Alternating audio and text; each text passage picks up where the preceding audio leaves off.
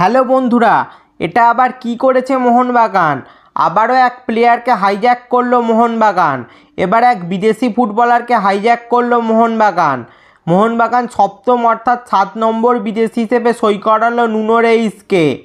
মোহামেডান ক্লাবে প্রায় কনফার্ম হয়ে গিয়েছিল এই নুনো রেইস, সেখান থেকে আবারও হাইজ্যাক করলো মোহনবাগান।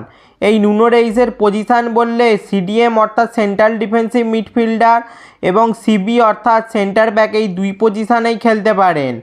মোহনবাগান সমর্থকদের একটা ডিম্যান্ড ছিল বিদেশি সিডিএমের, এবার সেটা পূর্ণ হলো।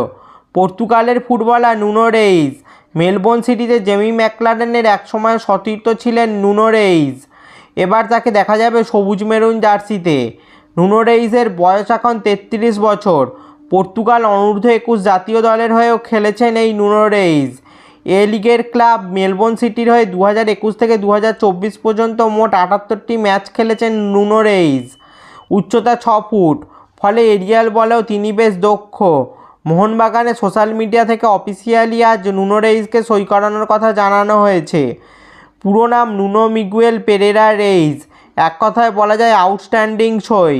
তবে আপাত দৃষ্টিতে দেখে মনে হচ্ছে ACL 2 এর জন্যই হয়তো 7 নম্বর বিদেশি হিসেবে নুনো রেইসকে সাইন করানো হয়েছে। জেমি ম্যাকলারেন চোটের জন্য অ্যাভেলেবেল না থাকলে তার জায়গাতেও নুনো রেইস খেলতে পারেন।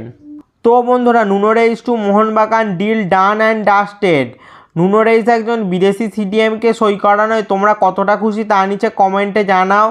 এই ধরনের ফুটবল রিলেটেড ভিডিও পেতে অবশ্যই চ্যানেলটা সাবস্ক্রাইব করে দাও আর পাশের বেল আইকনটাও বাজিয়ে দাও। ফেসবুক থেকে ভিডিওটা দেখলে পেজটা অবশ্যই ফলো করে দাও। আর এটা আমার ইনস্টাগ্রাম অ্যাকাউন্ট, অবশ্যই ইনস্টাতে আমাকে ফলো করে দাও। আর ভিডিওটা লাইক শেয়ার করতেও ভুলবে না যেন।